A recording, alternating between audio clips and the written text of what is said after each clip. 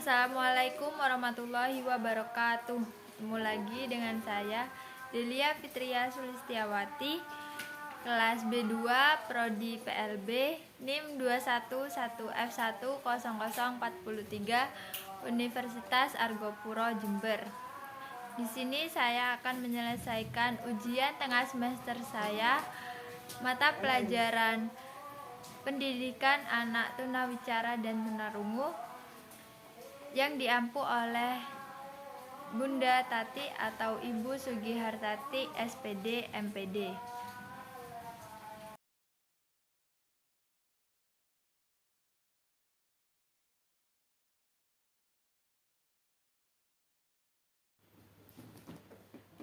Saya akan membahas tentang tunarungu terlebih dahulu. Yang pertama, klasifikasi tunarungu.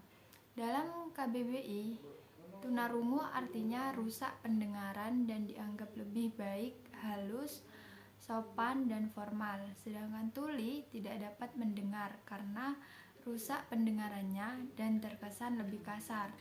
Namun, secara penulisan, tuli dengan huruf kapital T. Menurut komunitas, tuli sendiri dipandang lebih sopan dan mereka lebih nyaman dipanggil dengan sapaan tuli dibandingkan dengan tunarungu. Mengapa? Karena penulisan tuli dengan huruf kapital T sekaligus sapaan tuli menunjukkan identitas orang tuli sebagai sebuah kelompok masyarakat yang mempunyai identitas, memiliki bahasa dan budayanya tersendiri. Sedangkan tunarungu dianggap sebagai sebuah keharusan untuk mengoptimalkan kemampuan pendengarannya dengan berbagai cara agar menyerupai orang-orang yang dapat mendengar. Kebanyakan orang menganggap bahwa tuli dan tunarungu memiliki kesamaan makna. Padahal pada kenyataannya kedua istilah tersebut memiliki perbedaan. Mereka menjadikan bahasa isyarat sebagai bahasa ibu. Meskipun demikian, tidak semua orang tuli memiliki kemampuan berkomunikasi yang sama. Ada yang hanya bisa menggunakan oral saja untuk berkomunikasi, ada yang hanya bisa menggunakan bahasa isyarat saja. Ada pula yang bisa keduanya. Bahkan ada juga yang tidak bisa kedua-duanya, karena mereka tidak pernah sekolah. Tuli dalam kedokteran dibagi menjadi 3 jenis. Yang pertama, gangguan dengar konduktif adalah gangguan dengar yang disebabkan kelainan di telinga bagian luar atau telinga bagian tengah, sedangkan saraf pendengarannya masih baik. Dapat terjadi pada orang dengan infeksi telinga tengah, infeksi telinga luar, atau adanya serumen di liang telinga.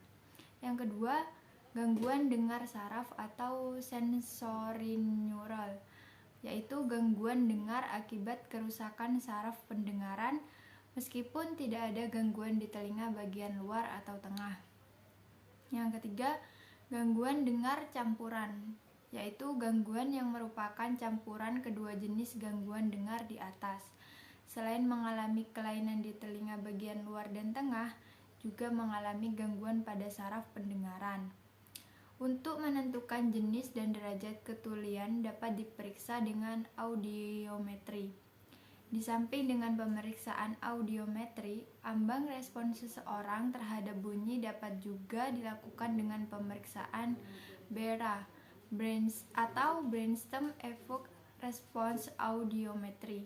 Dapat dilakukan pada pasien yang tidak dapat diajak komunikasi atau anak kecil.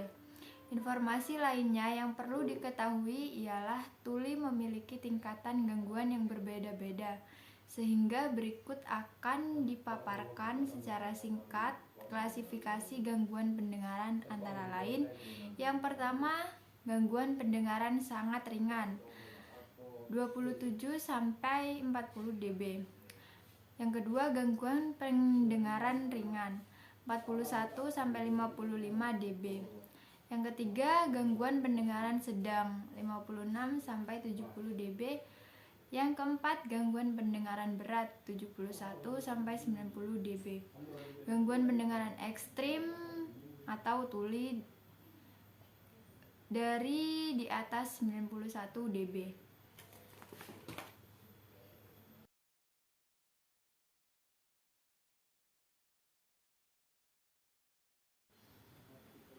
Yang kedua, faktor-faktor penyebab tunarungu.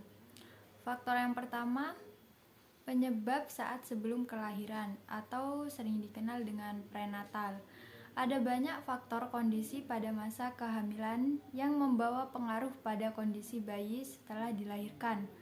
Penyebab tunarungu yang paling dominan pada masa sebelum kelahiran adalah adanya faktor keturunan, yaitu gen yang diturunkan dari orang tua kepada anak. Faktor kedua adalah kondisi keracunan kehamilan yang diakibatkan karena ibu terlalu banyak mengkonsumsi obat-obatan pada saat kehamilan. Dan yang kedua adalah penyakit yang menyerang ibu pada bulan pertama saat kehamilan, yang merupakan masa pembentukan organ telinga. Penyakit paling dominan yang menjadi penyebab tunarungu adalah yang disebabkan oleh virus morbili atau rubella. Yang kedua, faktor penyebab selama proses kelahiran atau natal. Faktor yang paling berpengaruh pada kondisi tunarungu selama proses kelahiran adalah kondisi prematur. Prematuritas merupakan kondisi yang rawan karena banyak dari organ pada janin belum berkembang dengan sempurna, termasuk pada organ pendengaran. Kondisi kedua yang mempengaruhi proses kelahiran adalah penggunaan vakum atau penyedot untuk membantu persalinan yang sulit. Penggunaan alat mekanisme japitan yang kuat beresiko mengakibatkan kerusakan pada alat pendengaran. Yang ketiga, faktor penyebab setelah kelahiran atau postnatal. Ada beberapa kondisi setelah kelahiran yang dapat menjadi penyebab kondisi tunarungu. Yang pertama adalah penyakit meningitis, yang merupakan penyakit radang pada selaput otak. Penyakit ini disebabkan oleh bakteri yang menyerang telinga bagian dalam. Yang kedua adalah terjadinya infeksi pada saluran pernafasan yang mengakibatkan tidak berfungsi normalnya media penghantar suara.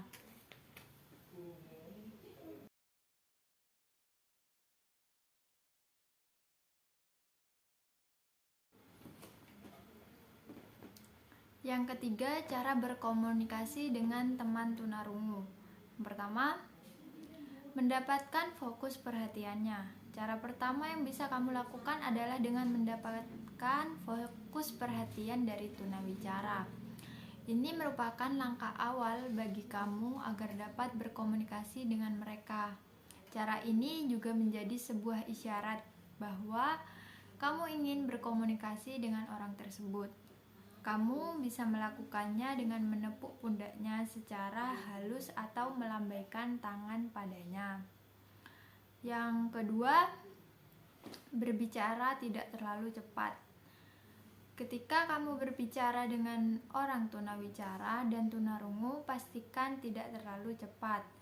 Hal ini dikarenakan mereka akan kesulitan untuk mencerna kata-kata yang kamu ucapkan. Meskipun demikian, bukan berarti kamu harus berbicara terlalu pelan dengan mereka.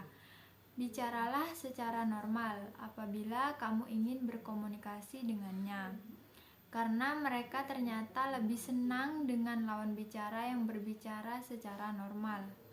Jangan sampai kamu berbicara dengan cara berbisik-bisik atau terlalu mengeraskan suara. Mengapa demikian? Karena para penyandang tunawicara dan tunarungu akan kesulitan untuk membaca gerak lawan bicaranya. Yang ketiga, tidak berbicara di tempat gelap.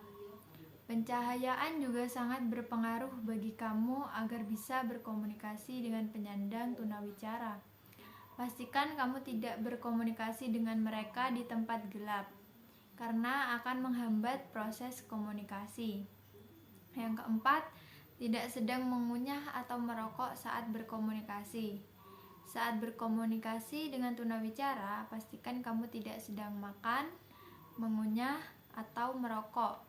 Ini akan membuat mereka kesulitan untuk mengetahui hal-hal yang kamu sampaikan.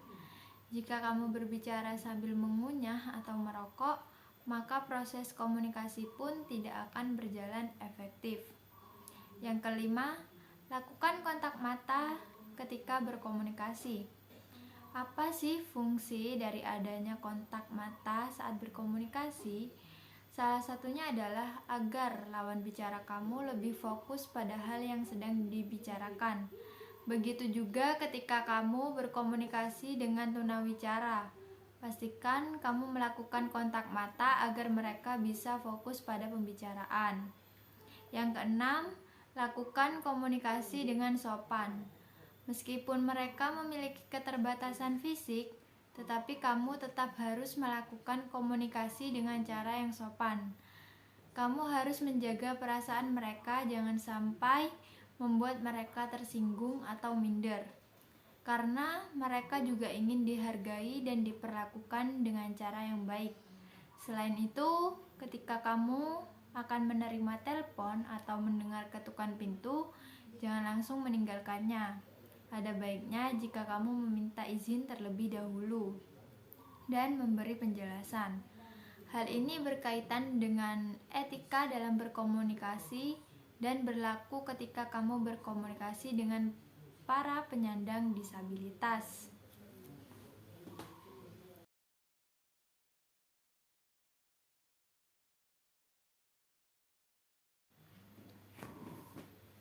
Yang keempat, jenis-jenis tunarungu.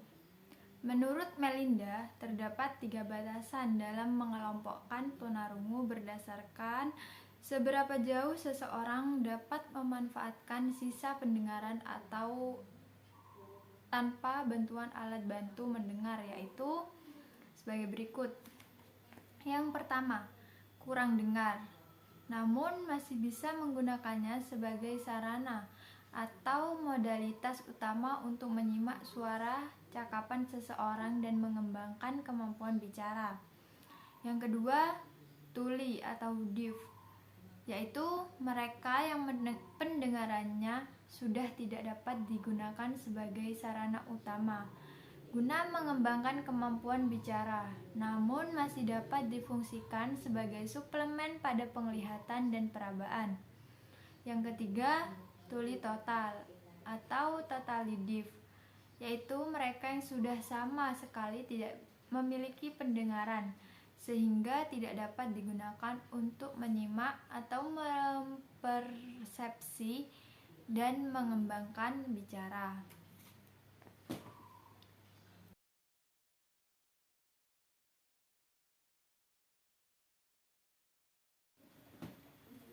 Yang kelima, karakteristik tunarungu. Menurut Sujihati, karakteristik anak yang mengalami tunarungu adalah sebagai berikut. Yang pertama, karakteristik fisik. Cara berjalannya kaku dan sedikit bungkuk. Gerakan matanya cepat, agak beringas. Gerakan tangan dan kakinya cepat atau lincah. Pernafasannya pendek dan agak terganggu. Yang kedua, karakteristik intelijensi. Secara potensial, anak tunarungu tidak berbeda dengan intelijensi anak normal pada umumnya. Namun demikian, secara fungsional, intelijensi anak tunarungu di bawah anak normal disebabkan oleh kesulitan anak tunarungu dalam memahami bahasa karena keterbatasan pendengaran. Anak-anak tunarungu sulit dapat menangkap pengertian yang abstrak, sebab untuk dapat menangkap pengertian yang abstrak diperlukan pemahaman yang baik akan bahasa lisan maupun bahasa tulisan. Tidak semua aspek intelijensi anak tunarungu terhambat. Yang mengalami hambatan hanya bersifat verbal, misalnya dalam merumuskan pengertian, menarik kesimpulan, dan meramalkan kejadian. Yang ketiga, karakteristik emosi. Emosi anak tunarungu selalu bergolak di satu pihak karena kemiskinan bahasanya, dan di lain pihak karena pengaruh-pengaruh dari luar yang diterimanya. Keterbatasan yang terjadi dalam komunikasi pada anak tunarungu mengakibatkan perasaan tersaring dari lingkungannya. Anak tunarungu mampu melihat semua kejadian, akan tetapi tidak mampu untuk memahami dan mengikutinya secara menyeluruh, sehingga menimbulkan emosi yang tidak stabil, mudah curiga, dan kurang percaya diri. Yang keempat, karakteristik sosial. Dalam pergaulan, anak tunarungu cenderung memisahkan diri, terutama dengan anak normal. Hal ini disebabkan oleh keterbatasan kemampuan untuk melakukan komunikasi secara lisan. Yang kelima, karakteristik bahasa.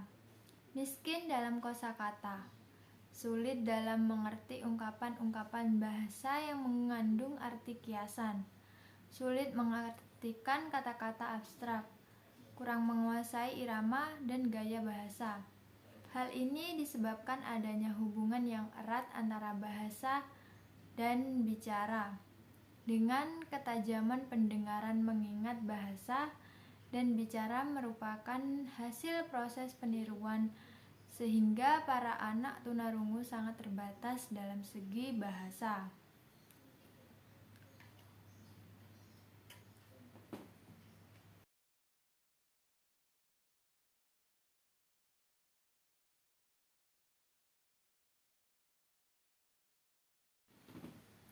Materi selanjutnya yang akan kita bahas adalah tentang tunawicara. Yang pertama, pengertian tunawicara. Bisu atau disebut pula dengan tunawicara dan gangguan bicara adalah ketidakmampuan seseorang untuk berbicara. Bisu disebabkan oleh gangguan pada organ-organ seperti tenggorokan, pita suara, paru-paru, mulut, lidah, dan sebagainya. Bisu umumnya dikatakan dengan tuli. Bayi terlahir tuli dan bisu dapat disebabkan oleh berbagai faktor. Bisa terjadi akibat faktor genetika atau keturunan, perkawinan antar kerabat yang terlalu dekat, seperti antara sepupu kandung, sehingga terjadi mutasi gen yang tidak wajar. Selain itu, kurang atau tidak berfungsinya organ pendengaran, keterlambatan perkembangan bahasa, kerusakan pada sistem saraf atau struktur otot, serta ketidakmampuan dalam kontrol gerak juga dapat mengakibatkan keterbatasan dalam berbicara. Penyebab lainnya adalah cacat intelektual atau autisme. Seseorang dapat lahir bisu atau menjadi bisu di kemudian hari karena cedera atau penyakit. Data dari Badan Kesehatan Dunia atau WHO menyebutkan bahwa 1 dari 1000 bayi yang lahir mengalami tuli atau tunarungu dan bisu tunawicara, dan hampir 50% kondisi tuli dan bisu tersebut dialami oleh anak-anak karena faktor keturunan. Namun, adapun penyebab lainnya adalah karena trauma atau cedera pada daerah Broca di bagian otak.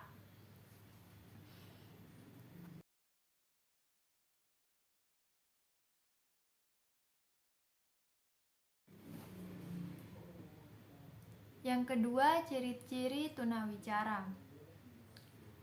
Adapun ciri-ciri bisu antara lain, yang pertama, berbicara keras dan tidak jelas. Yang kedua, suka melihat gerak bibir atau gerak tubuh teman bicaranya. Yang ketiga, telinga mengeluarkan cairan. Yang keempat, menggunakan alat bantu dengar. Yang kelima, bibir sumbing. Yang keenam, suka melakukan gerakan tubuh.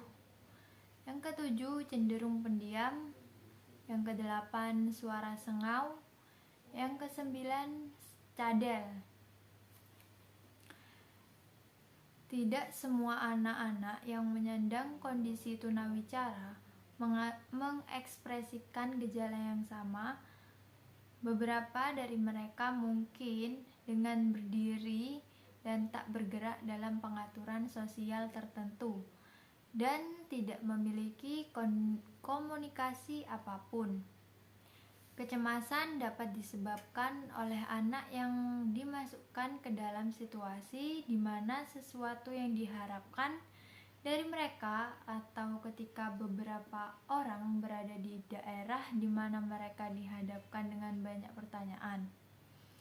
Hal itu biasa disebut dengan bisu selektif, yaitu kondisi di mana seseorang anak yang biasanya fasih bicara tidak mau berbicara dalam situasi tertentu. Diduga bahwa anak yang mengalami kecenderungan seperti ini mengalami sejenis kecemasan akut yang situasional. Ciri-ciri tunawicara. Inilah ciri-ciri anak tunawicara atau bisu menurut Murty. Yang pertama, bayi yang berusia di atas 3 bulan saat disapa tidak tersenyum dan juga tidak mengeluarkan terdengar suara apapun saat kita panggil namanya. Yang kedua, bayi yang usia di atas 6 bulan tidak memalingkan kepala ketika ada suara yang datang dari samping atau belakang. Yang ketiga, bayi yang usia di atas 10 bulan belum memahami jika dipanggil namanya dan tidak bereaksi saat dipanggil dengan namanya sendiri. Yang keempat, saat semakin besar di usia 2 tahun, sulit mengucapkan kata-kata, padahal seharusnya anak di usia 2 tahun sudah mulai berbicara. Yang kelima, di atas usia 2 tahun masih belum mahir mengucapkan banyak kata-kata seperti anak pada umumnya. Yang keenam, saat sudah di atas usia 3 tahun, bahasa anak masih juga belum dimengerti oleh keluarganya sendiri. Yang ketujuh, di atas usia 7 tahun, anak masih sulit mengucapkan kata-kata yang benar. Yang kedelapan, mengalami suara sengau dan bindeng sampai dewasa. Yang kesembilan, saat semakin besar yang harusnya sudah berbicara, anak tidak mampu menirukan bahasa yang diucapkan orang tuanya dan keluarga dalam keseharian. Yang kesepuluh, tidak adanya pengecapan yang baik pada saat makan.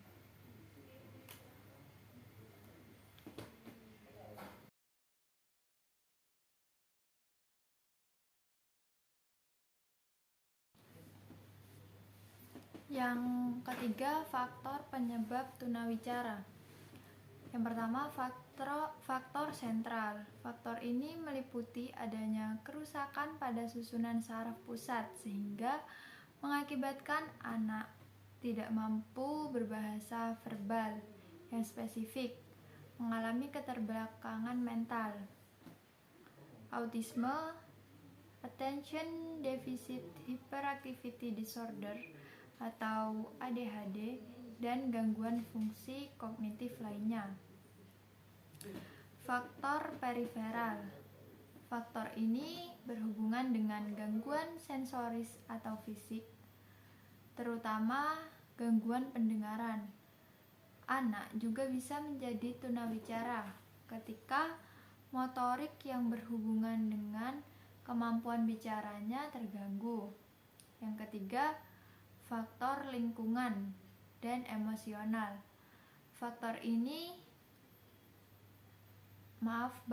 Bentuk dari faktor ini misalnya saat anak mengalami penelantaran, penganiayaan, maupun gangguan dalam perilaku dan emosi lainnya. Selain itu, mengalami kejadian traumatik hingga menimbulkan stres berat dapat menjadi penyebab bisu. Yang keempat, faktor ini merupakan faktor gabungan dari faktor sentral, periferal, atau lingkungan yang memicu anak menjadi bisu.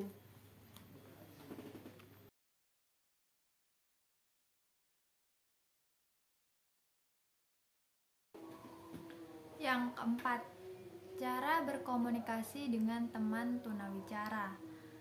1. Mendapat fokus perhatiannya. Cara pertama yang bisa kamu lakukan adalah dengan mendapatkan fokus perhatian dari tunawicara.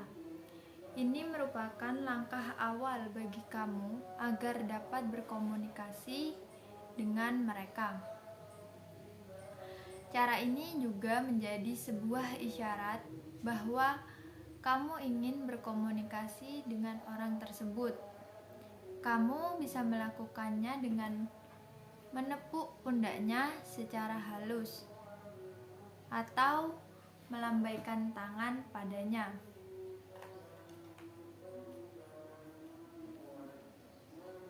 Yang kedua, berbicara tidak terlalu cepat.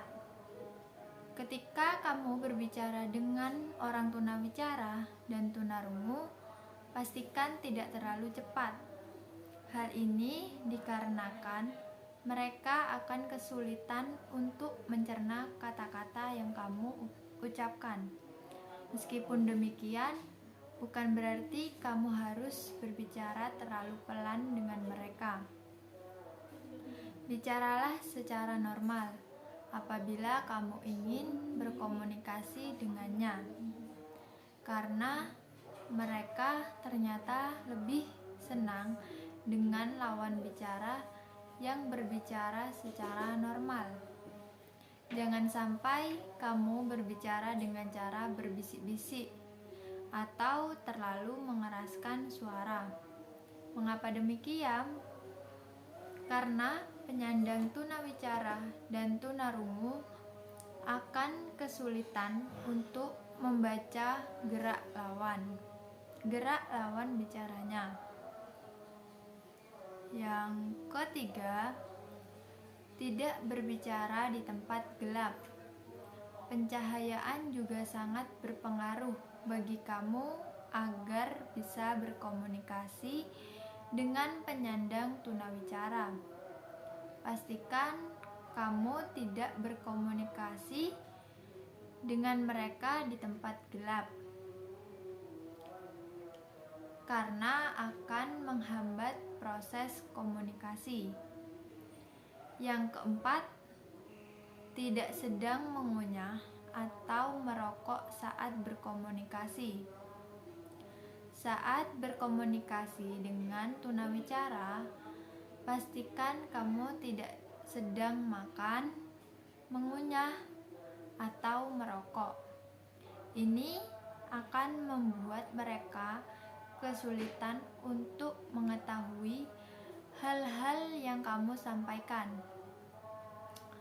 Jika kamu berbicara sambil mengunyah atau merokok, maka proses komunikasi pun tidak akan berjalan efektif.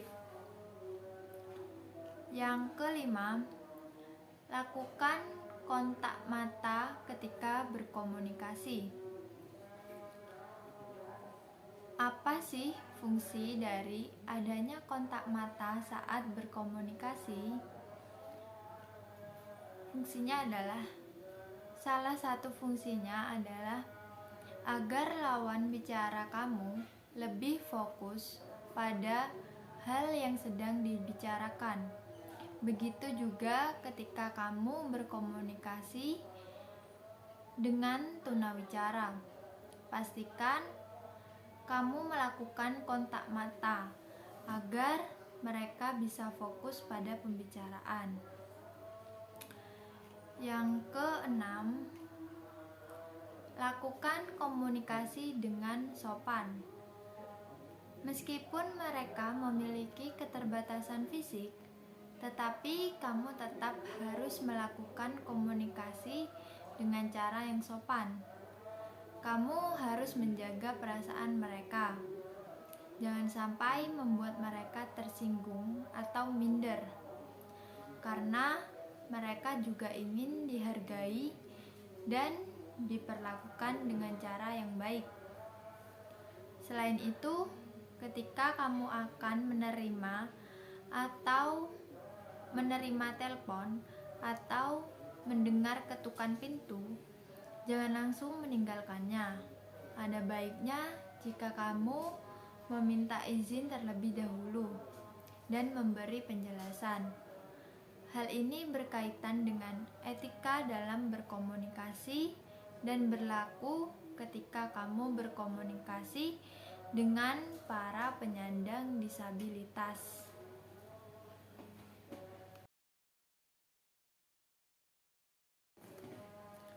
Yang terakhir, hubungan tunarungu dan tunawicara itu apa sih? Mari kita bahas tentang hubungan tunarungu dan tunawicara. Terkait dengan pertanyaan di atas mengenai tunawicara dan tunarungu, perlu diketahui sebelumnya bahwa pada pasien tuli, kemungkinan pasien bersangkutan dapat mengalami gangguan wicara atau bisu ataupun tidak. Hal ini terkait dengan kejadian gangguan pendengaran, yaitu terjadi ketulian sejak bayi sebelum mengenal bahasa, atau ketulian terjadi setelah pasien mengenal bahasa. Adanya ketulian yang terjadi sebelum pasien mengenal bahasa, maka akan terjadi gangguan pemahaman bahasa, komunikasi, ataupun interaksi antar sesama. Hal ini menyebabkan pasien tidak mengerti dan tidak dapat menyampaikan struktur bahasa dalam komunikasi. Namun, pada pasien yang mengalami ketulian setelah memahami bahasa, maka pasien dapat menyampaikan bahasa yang dipahami dalam kehidupan sehari-hari. Kejadian ketulian setelah mengenal bahasa dapat disebabkan oleh infeksi, obat-obatan, trauma, ataupun dentuman suara yang merusak sistem pendengaran. Apabila dirasakan keluhan Anda bertambah atau dirasakan keluhan lain, disarankan untuk segera berkonsultasi secara langsung kepada dokter THT, karena nantinya dokter akan melakukan tanya jawab kepada Anda, pemeriksaan fisik serta pemeriksaan penunjang yang mungkin diperlukan. Kemudian akan dilakukan penanganan sesuai kondisi medis Anda.